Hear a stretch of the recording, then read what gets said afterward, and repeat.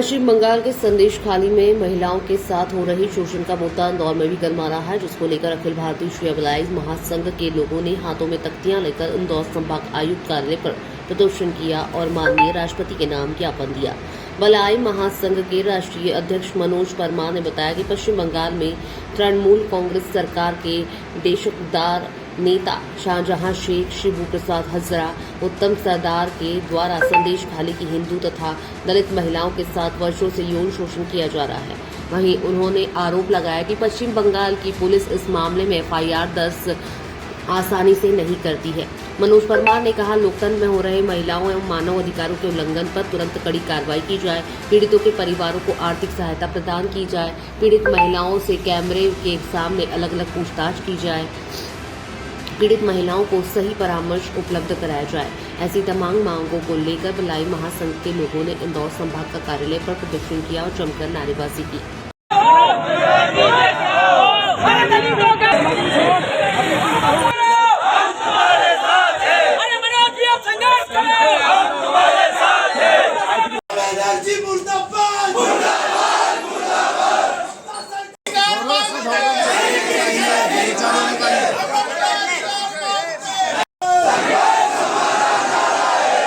देश में लोकसभा चुनाव होने को है, जहां राजनीतिक पार्टियों के को लेकर तमाम तरह से अलग अलग दावेदारी हो रही है, प्रत्याशियों के नाम भी सामने आ रहे हैं। तो वहीं बंगाल के संदेश खाली की आग अब मध्य प्रदेश में भी धधकने लगी है, जहां अनुसूचित जाति के लोग यहां पर प्रदर्शन कर रहे हैं। किस तरह का प्रदर्शन है मनोज भाई साहब?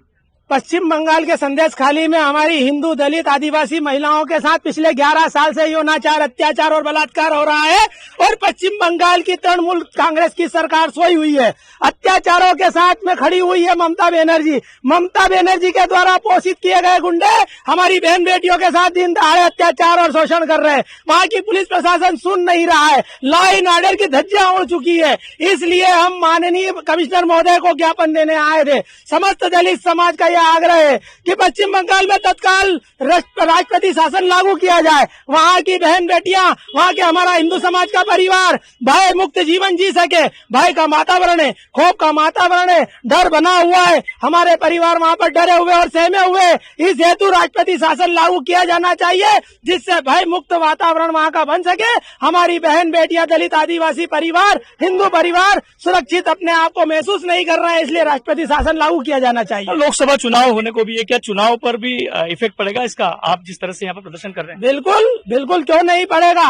वे लोग हमारे को गुमराह करते हैं, हमारे दलित, अनुसूचित जाति और आदिवासी भाइयों को, बहनों को, उनके परिवारों को गलत तरीका का ब्रेन वॉश करते हैं, उन्हें गुमराह करते हैं। वे बताते हैं कि वे हम अपने परिवार के, जबकि सबसे बड़ा दोहन, सबसे बड़ा शोषण, सबसे बड़ा अत्याचार उनकी सरकारों में हमारे लोगों पर होता आया है और उसी के खिलाफ आज दलित समाज यहाँ पर सड़कों पर उतरा है। आप भी खड़े हैं, संदेश खाली की जो घटना है, क्या कहेंगे उसको लेकर? किस तरह से विरोध हो रहा है? ऐसा कभी जीवन में नहीं होना चाहिए। महिलाओं पे अत्याचार नहीं होना चाहिए। ये गलत तरीका है महिलाओं पे अत्याचार करने के।